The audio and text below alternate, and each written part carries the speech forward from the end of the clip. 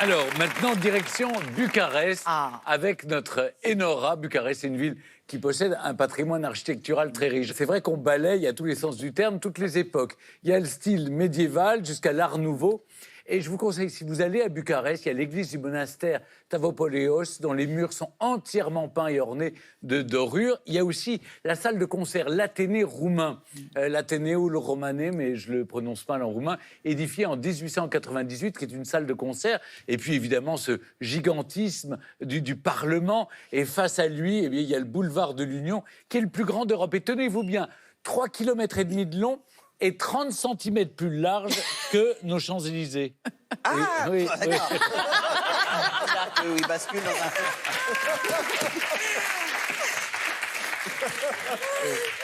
Mais c'est vrai. Mais on a perdu Enora. Alors Enora, est-ce que on disait à l'époque, c'est vrai que Bucarest était le petit Paris, parce que d'abord on parlait le français parfaitement. C'est un pays latin en fait. C'est un pays latin, c'est un pays chargé d'histoire. Vous l'avez dit, c'est une ville émouvante. À chaque coin de rue, un morceau d'histoire. Vraiment, ça devient donc une ville assez intemporelle. Moi, j'ai fait en plus des rencontres. Je trouve que les Roumains sont fort sympathiques. Et il n'y a pas que les Roumaines qui sont belles. Les Roumains sont également très agréables à regarder. Ça, c'est un petit maxi plus que je te donne, Manu. Et puis, comme moi, j'aime les choses un peu prétentieuses et grandiloquentes, je suis allée visiter ce fameux Parlement, qui est vraiment l'œuvre de la prétention de Ceausescu. On regarde. La Roumanie tient son nom du latin Romanus, qui signifie citoyen de l'Empire romain. Ce pays est en effet le seul pays latin de l'Europe de l'Est. Allons voir à quoi ça ressemble. Non mais quelle claque! Je vais d'émerveillement en émerveillement. C'est trop beau. Il n'y a vraiment que des bâtiments sublimes. C'est très surprenant, je ne m'attendais pas du tout à ça.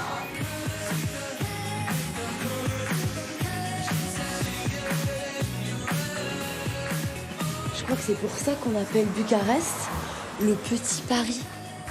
Pour ce genre de petites rues dérobées un peu mignonnettes. C'est au 19e siècle que l'influence française s'est fait le plus ressentir. De nombreux architectes français ont bâti une partie de la ville et la comparaison avec Paris ne s'arrête pas là. Bucarest possède sa propre place de l'Étoile et son arc de triomphe. Depuis, l'ère communiste a un peu changé le visage de la ville. Alors là, vous allez voir, c'est une rue typique de Bucarest. Moi, c'est tout ce que j'aime.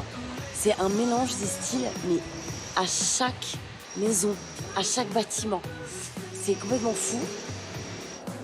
Bon, j'ai grand faim, il est temps d'aller déjeuner et je vais m'essayer les mititei. C'est une spécialité locale et le meilleur endroit pour les déguster, c'est ici. Décor sublime, ambiance musicale improbable, c'est parti pour la dégustation. Ah, comme on peut dire, c'est une espèce de merguez améliorée avec un peu d'ail, un peu de persil. Oh, la purée maison est toute trop bonne. Oh, une tuerie. Impossible de visiter Bucarest sans apercevoir le palais du Parlement. C'est le second plus gros bâtiment administratif du monde après le Pentagone. C'est surtout le fruit de la mégalomanie du dictateur Ceausescu qui n'en aura même pas profité, étant mort avant la fin des travaux. Ça y est, on est à l'intérieur du Parlement. Et je vous rappelle qu'ils ont quand même rasé tout un quartier, voire un peu plus, de Bucarest. Voilà, pour concrétiser cette folie des grandeurs.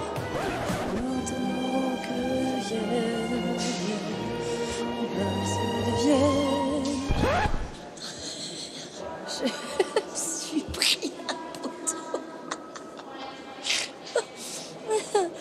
Dis donc, Ceausescu, c'est mal foutu ton bazar. Ah là là.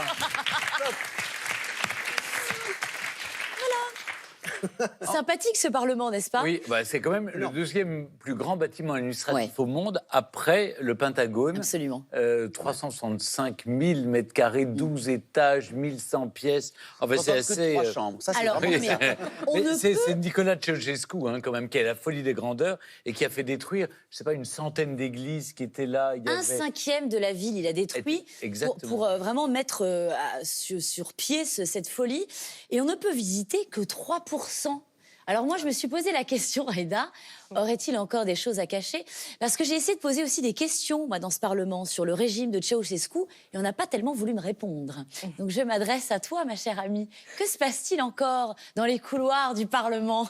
Alors j'aurais très envie de te dire qu'il y a des fantômes, parce qu'il y a beaucoup de légendes, c'est vrai, il y a beaucoup des de légendes légendes, qui disent que c'est un palais hanté, comme à peu près tous les bâtiments de Roumanie, parce qu'on est superstitieux. Oui. Mais au-delà de ça, il n'y a que 400 pièces, en fait, sur les 1100 qui sont véritablement finies. D'accord. Donc ça explique déjà, je pense, pourquoi tu n'as pas pu en voir beaucoup. Et en plus, sur les 12 étages dont on nous a parlé, il y en a 7 apparemment qui sont souterrains. Oui, absolument. Donc là encore, je pense que... Oui, en fait, c'est aussi grand, voire même plus grand. En dessous, Exactement. au-dessus. Et oui, apparemment, on peut faire de la voiture au sous-sol. Il y a des petits trous. Non, mais il s'est fait plaisir. il s'est fait plaisir, Il s'est fait plaisir, Ceausescu. Mais c'est vrai, ce qui était très bizarre, c'est cette omerta. Parce que moi, on m'a quand Non, même... ils veulent, je comprends que les Roumains aient envie de tourner la page. Vous connaissez le nom Absolument, mais ça le fait partie président aussi de- roumain actuel, dont vous allez me rappeler le nom. Gruștbun, absolument. Non, Klaus Iohannis. Klaus Iohannis. Je ne sais Il pas appartient à la minorité d'ailleurs qui est germanophone, Klaus Iohannis. Et c'est une femme maintenant qui vient de diriger. Il y a eu quelques petits problèmes de corruption, des problèmes politiques, n'est-ce pas, on peut le dire, en Roumanie. Et maintenant, c'est une femme, Viorica Dăncilă, c'est ça? Oui, Qui est Viorica Dăncilă. la chef du gouvernement. Mais c'est un pays très attachant, vous avez raison. Pardonnez-moi, j'ai été très émue, moi, en visitant Bucarest. Et les gens aussi, quand ils parlent de leur vie, les Roumains sont très émus. Il y a eu beaucoup de souffrance. Oui. Et il y a de belles années à venir, je l'espère. Et tout ça mélangé donne un joli peuple et une jolie ville, en tout cas.